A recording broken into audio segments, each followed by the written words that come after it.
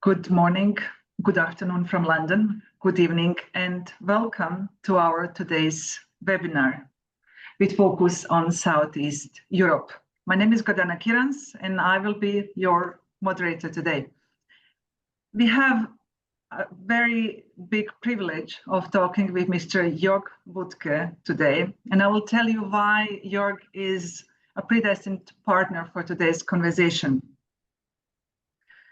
Joerg has lived in China for 30 years, is now in the United States, is German, hence the connection to the EU, and is married to a Russian. So you see all big powers are covered in one person. Hence, I'm really much looking forward to talking to you, Joerg. Welcome. Thank you very much. My daughter-in-law is Ukrainian, so I add on. You cover it all. Yeah. That is wonderful. So let us start with today's webinar. We have only 30 minutes, and I do want to use that time with you, which is very precious, to get your insights about southeastern part of Europe. For our audience, of course, you know that you can ask questions. You're actually, we welcome your questions.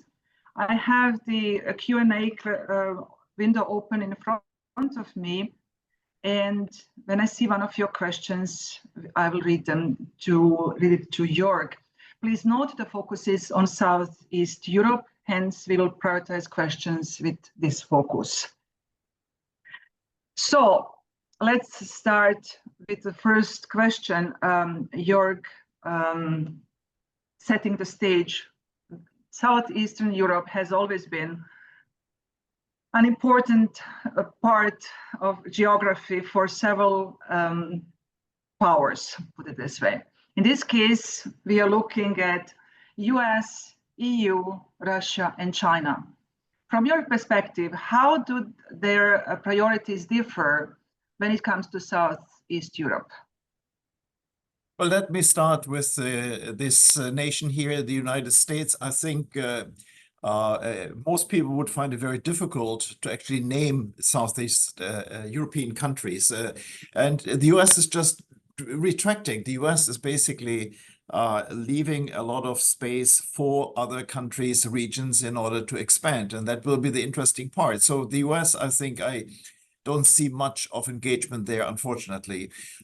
Europe, for us, it is the most vital region possible because not only historically, recall that the First World War was started in Southeast Europe, and we have, of course, seen ravages. We have seen the communism. We have seen the unification of European Union developed over inclusion of many of those countries. And now, of course, we have a war at the border of Southeast Europe. So in a way, the inclusion and the strengthening of institutions, the economic development of Southeast Europe is absolutely vital for Europe. For Russia, of course, it is very diverse. They have certainly not many friends in Romania, but definitely they're close, particularly on the religious side, with Serbia. So they keep doing their stuff, what they're doing right now, mostly causing turbulences. And for China, it is a market. First and foremost, it's a logistic entry point into the European Union. It is a market, and increasingly it is an investment place. And there, it's very interesting to see how little actually now China invested in Western Europe. For obvious reasons, because our economy is not doing quite well, and on top of it, our regulatory environment is stifling. Not just Chinese investors, but even Europeans are moving out of Europe. So in a way, Hungary has been incredibly important. 31% last year of their investment into Europe went into Hungary. Less than 20 into France and Germany combined. Just tells you something about it. So in a way, for the Chinese, it is vital, but also keep in mind the relation or the scaling. 31 sounds like a lot, but it's only foreign investor number 6 in Hungary. You know, Germany is first. Even Korea is a bigger foreign investor in Hungary. And then, of course, we have for China very important the political circumstances.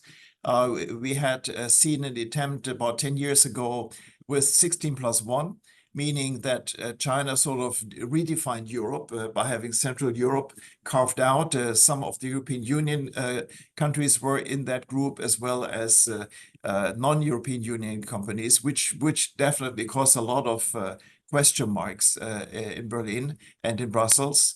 In a way, it completely floundered, it went away, it didn't really bring the benefits that these 16 countries were hoping for. They got photo opportunities, they got all the attention from the Chinese leadership, but exports into the Chinese economy, that was the interest of these 16 nations, nosedived, like the rest of Europe. In a way, so China is interested in investment, but they're not interested in buying. And it's very interesting to talk about Hungary, for example, that the biggest exporter from Hungary to China is Audi.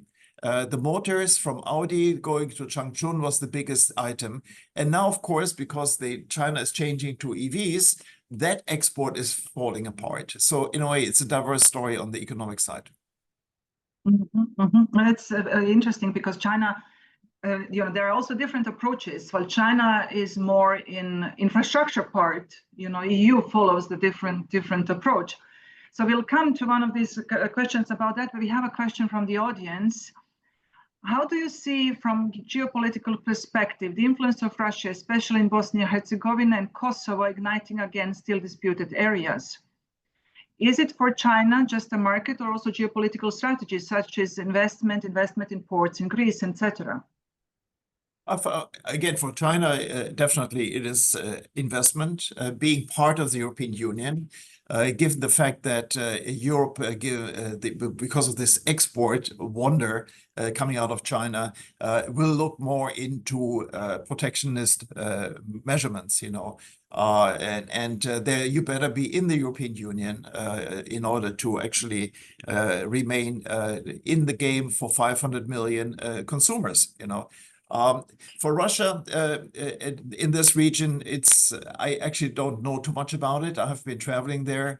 Of course, it's all about energy supply, and having some sort of influence, still, but you can fly from Belgrade to Moscow, for example. But for China, clearly it is more an economic story. But you should not underestimate that, unlike the United States, the Chinese pay attention to very small countries. They really do this extremely well. They take them serious. They dispatch excellent people with local language abilities to these embassies. And they have access in Beijing. So even countries like Montenegro, Albania can actually talk pretty level. And even for countries like Germany here, it's hard to get good appointments in State Department, for example. Interesting. Speaking of Montenegro, these geopolitical topics and geopolitical support that China does systemically, like ports and infrastructure projects, don't always go well, like the infrastructure project in Montenegro, which of course is now something that Montenegro has to pay back. Yeah, I mean, Belt and Road Initiative is definitely something where the Chinese excel. They are world champions in infrastructure building. I mean, they had a lot of practice back home in high-speed trains and so forth. And someone who was heading BSF in Beijing can only say that, the plans go up in time and in budget, which many countries don't achieve. But at the same time, as you pointed out, it has to be paid for. China has developed this Asian Investment Infrastructure Bank, AIIB, which is fantastic, really benchmark.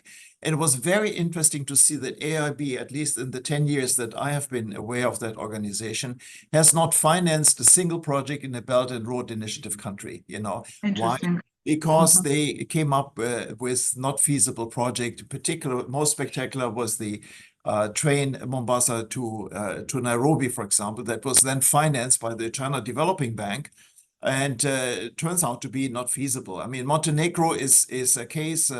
It's a mountainous country and has incredible challenging nature there. And a kilometer is $23 million US dollars, you know. So can Montenegro, the economy, ever generate the returns in order to finance this? Possibly not.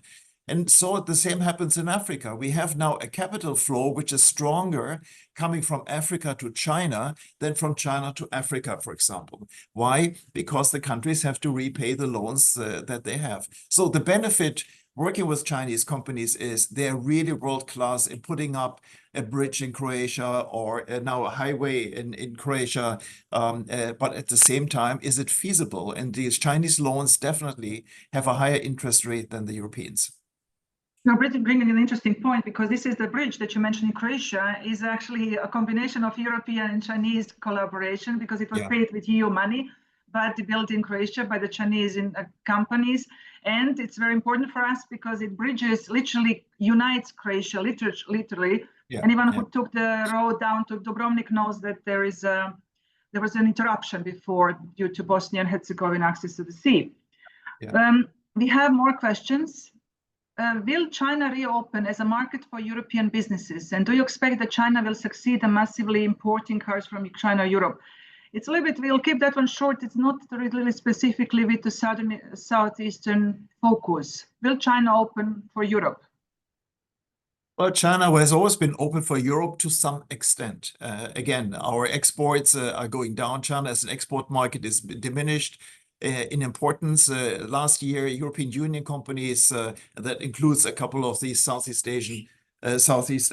European countries, our exports to China were less than our exports to Switzerland.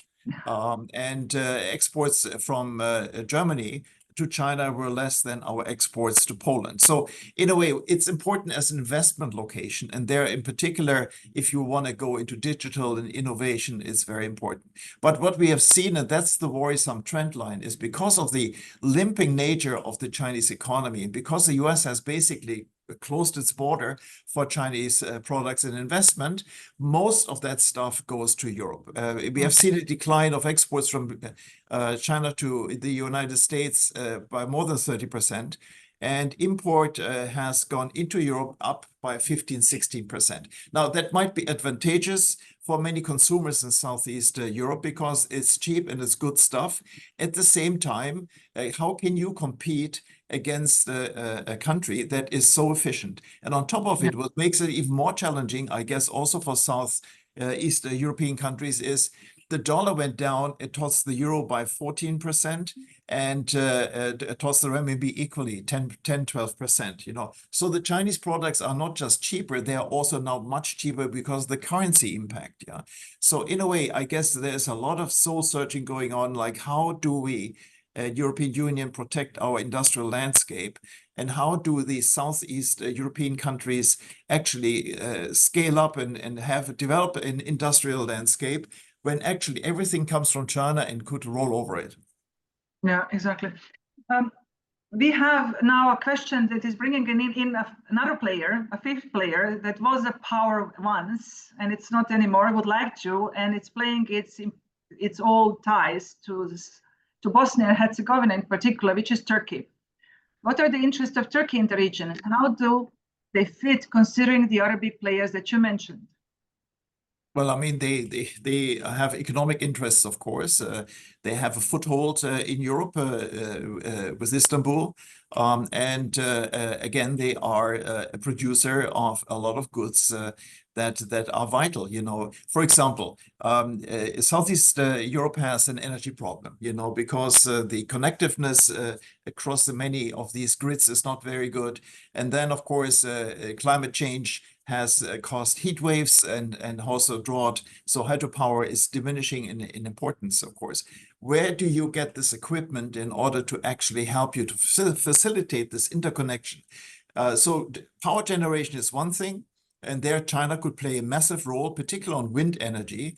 But Turkey has great transformers and distribution equipment, you know. So in a way, I can imagine that if Southeast Europe really wants to reconnect and overcome this problem on the energy side, particularly on renewables, it needs China on solar panels, it needs China on wind turbines, and it needs Turkey on these equipment that connects the grid. Interesting. Yeah, we have another question. This time we focus on Serbia. Thank you for the presentation. It was nice to meet you. How do you see Serbia's position regarding EU integration and political and financial ties with China? Oh, very close. I mean, it started to get really emotional after China was politicizing the masks during COVID. You know, in the first first weeks in 2020, Europe was sending a lot of masks to China, assuming it's going to remain a national problem. And then, surprise, surprise, we had COVID too. Again, we needed masks, and as our masks were in China, and we don't have the big manufacturing capability, we needed China to ramp it up, and China can ramp up very fast. And of course, they use this with donations, particularly to Serbia, where the president was welcoming the plane, kissing the flag and stuff like that. So in a way, China immediately took advantage of this one. And Serbia is close to China. In many ways, I think the only person attending this military parade in Beijing was, I think, the Serbian president. WUTTKE. Yeah. And we were actually very surprised, my husband and I, when we were, I mean, we are ethical Serbs from Croatia, and we were there. We had a ministry meeting with the ministry. I was closest to the Chinese president. 4 years in China, I was the closest actually in Belgrade. But what shocked us was the reception with Chinaide Pengyo, dear friends. You know that better than I, your Chinese is way better. That this is a very endearing term. It was all over Belgrade in terms of as a welcoming. Yeah. So that, and the flags, of course, we felt like we are back in China. Yeah, it's emotional because, you know, we as European Union had a war, got engaged in 1999, bombing parts of the military infrastructure in Belgrade, and the Americans bombed the Chinese embassy in Belgrade, and people died. And of course, that gave a huge emotional link between the two nations, and it's still there, definitely. Yeah, and you know that there are still some parts that they're leaving like that. Serbia is leaving. There are reasons. I don't go into that. I'm not judging, but there is one topic that is very dear to my heart, and it's felt in Croatia, but in other parts of the Balkans as well. For us, even more because we are part of the Union, which is the brain drain. Yeah. And there's this sense. It's a little bit linked with this sense of EU. Lethargy, or how to call it, or this that Europe is not expanding the market anymore, or the expansion plans are put on ice for others to profit from this market. But so far we are seeing just our people going. Anybody with a decent education leaves. Yeah. So what can European Union actually do more in this region to actually help entrepreneurship, help existing enterprises, create opportunities? I mean, I know they profit from the brain drain. For them, it's a plus. Denmark, Germany, Ireland are among the biggest winners. But how? It's not sustainable. Yeah, that's a huge challenge. I mean, what would keep people in the region is jobs, you know. So clearly, it's an economic challenge in order to create those jobs. Now, do the Chinese create jobs? Yes, they do. In Hungary, they do. In other places, but not enough, not anywhere close of where German companies or Korean companies are active in. So in a way, the challenge really is also the institutions, you know. Do people feel like they are at home in a country that is turning more authoritarian, such as Hungary, for example, you know? Yeah. And do they feel welcome there? Do they feel like their rights are protected? And on top of it, as usual, authoritarian leaders or semi-authoritarian leaders such as Erdogan and Orban are not very good at economics. You know, you can see the worst performers in the region is Turkey and Hungary. So, you know, then of course you see migration on top of it, you know, this influx of people that has been unsettling most of Europe and has caused a huge populism. Europe, to me, it looks far more tribal than ever.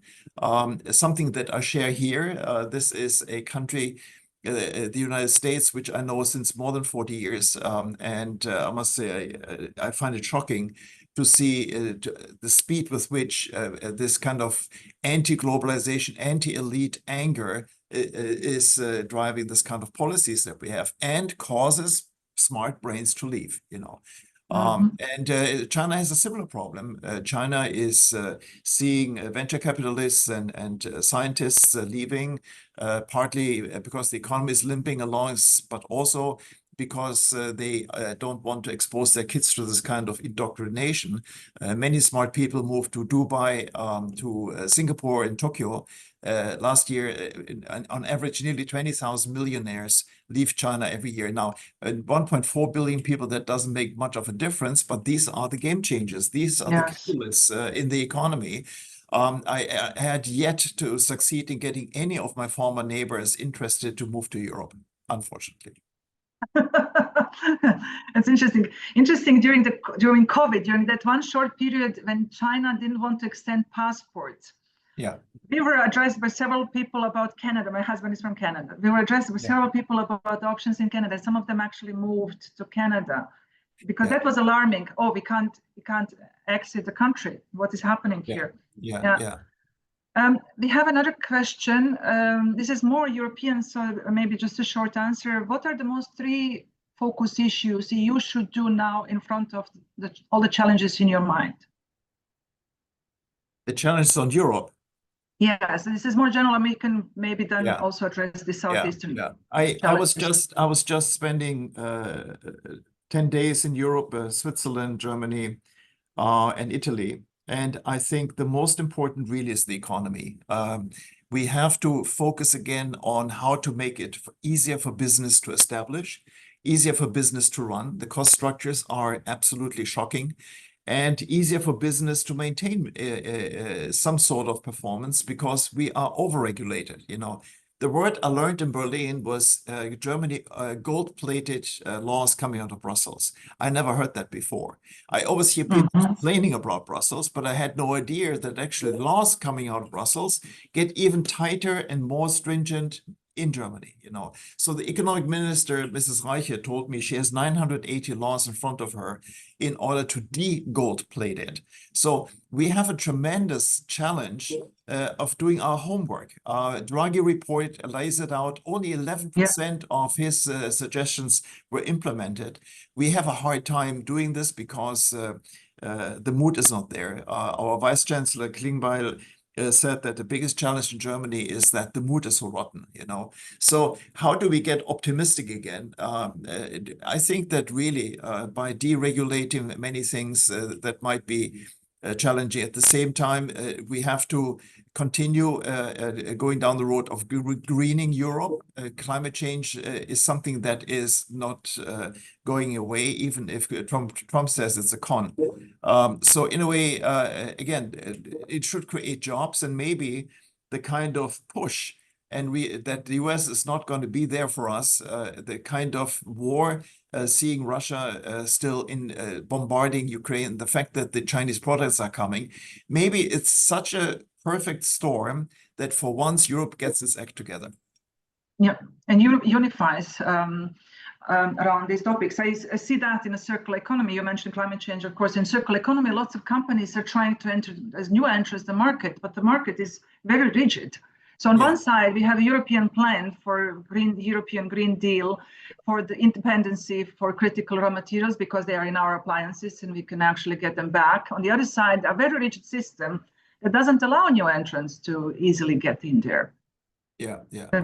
We have to, again, I'm all for China to invest in Europe. Again, they have the technologies, they have the capabilities, they see their market eroding. and the entrepreneurs want to go to other places. I mean, what most people on this call possibly might not realize is the way how China, for example, is aging, you know, and how the population is declining. The population of China is declining since 2022 and working population 2018 already.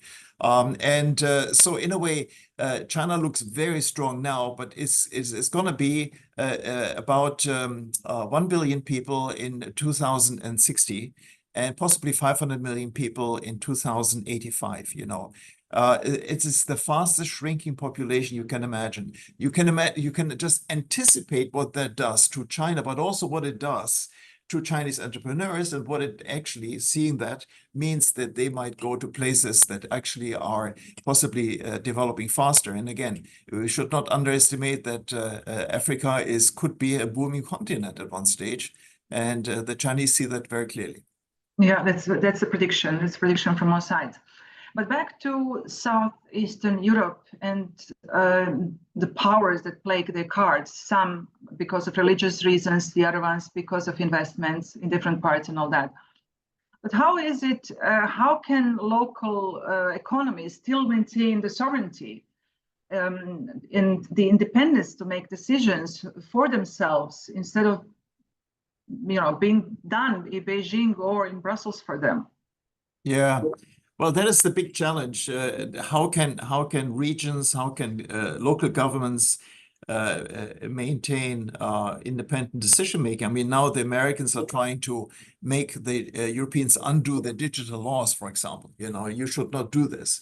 They might carve out environmental obligations that applies to everyone in Europe, carve them out for American companies. I mean, we haven't seen any of that kind of thing yet with China, but China has also been politicizing parts of their economy, meaning if you are not nice to China, you might disappear from the customs list, such as Lithuania.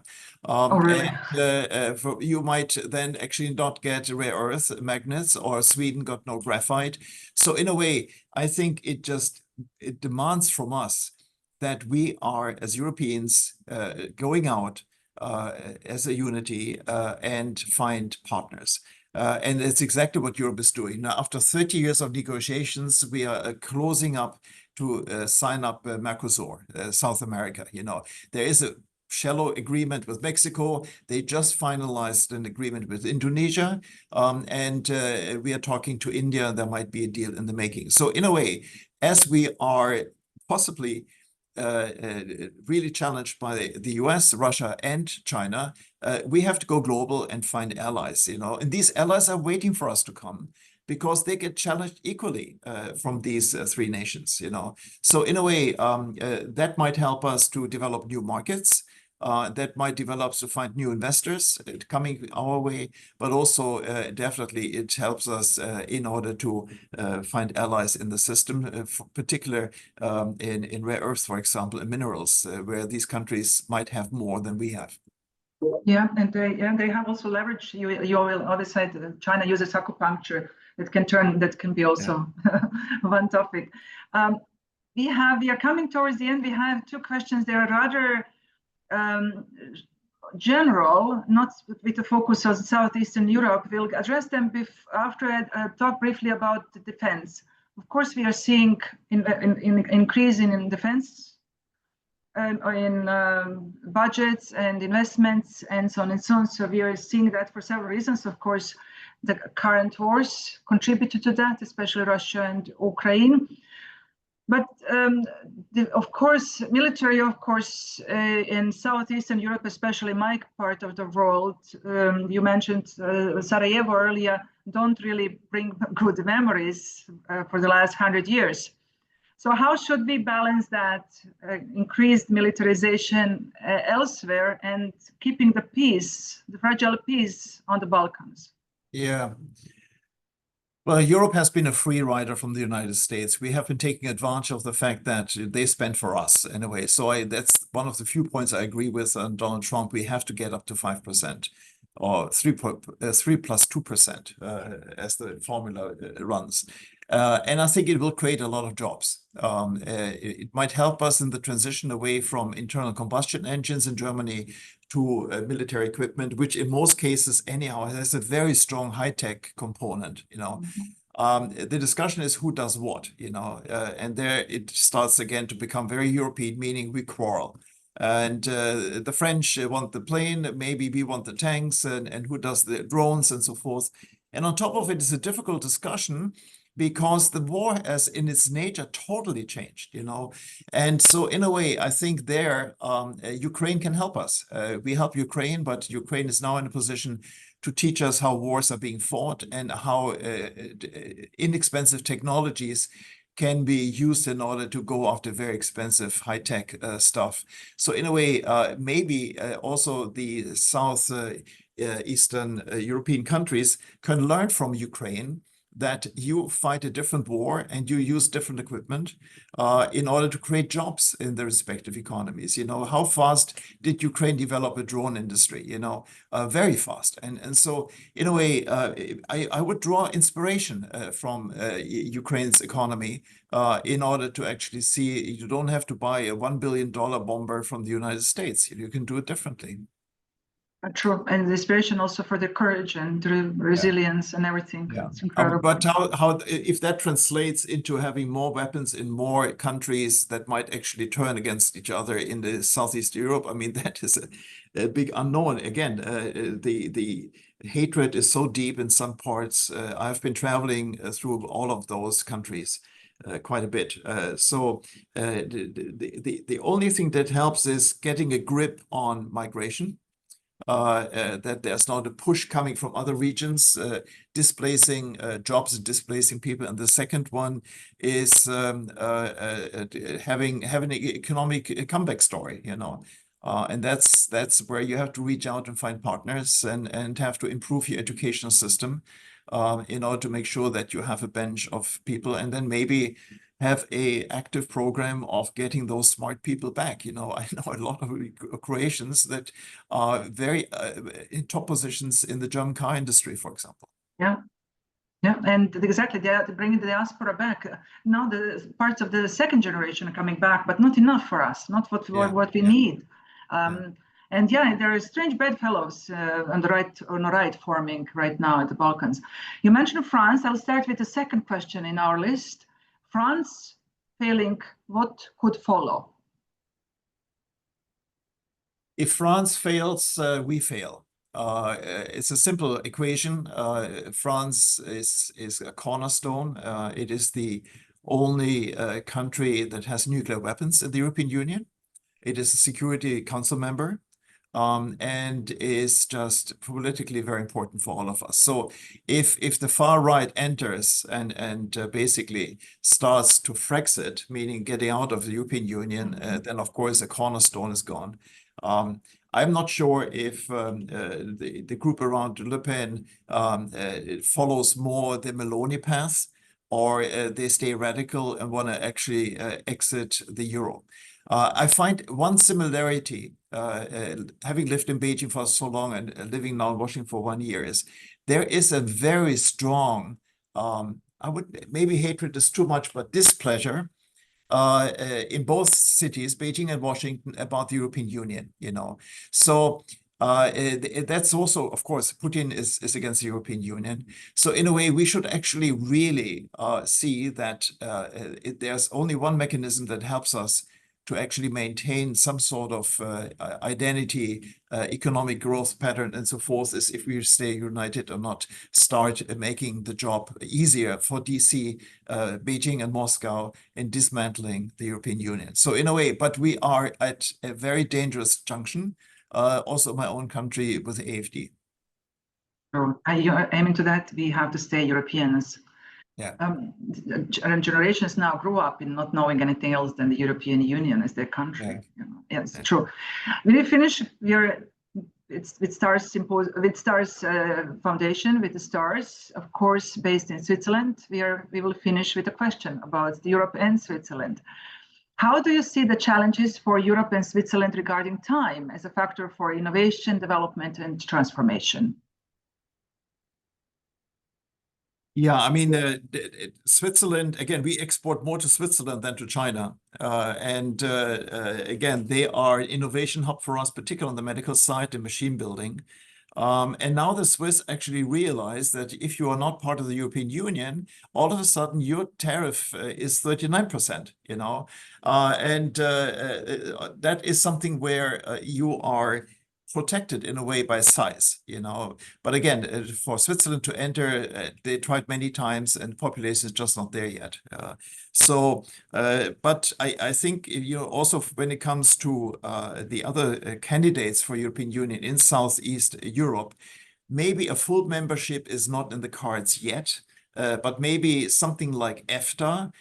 After all, Norway, Iceland, and Switzerland are together, or a special arrangement it might actually lay the foundation for eventually joining the club.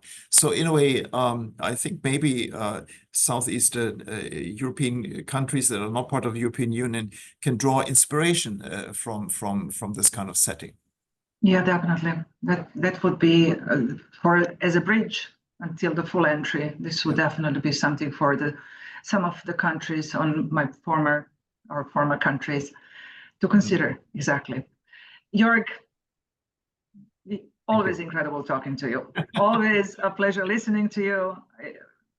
So thank you so much, and hope to talk to you soon. Moderation, and thank you, Franziska, for organizing it. Exactly. Thank you, and all the best in the United States. Say hello to Washington. Bye-bye. Bye-bye. To our audience, thank you for joining us today. I hope you got valuable insights. I believe you always do from Joerg. And we hope to see you at the next webinar. And of course, we hope more than anything to see you in Romania for our STARS Southeast Europe study tour. We have a wonderful host in our Julian Barotti in Romania, who will show us his incredible country. Take a look at STAR's website. It's end of April, 30 April to May 2nd, and we would welcome you there with pleasure. Thank you and see you next time. Bye.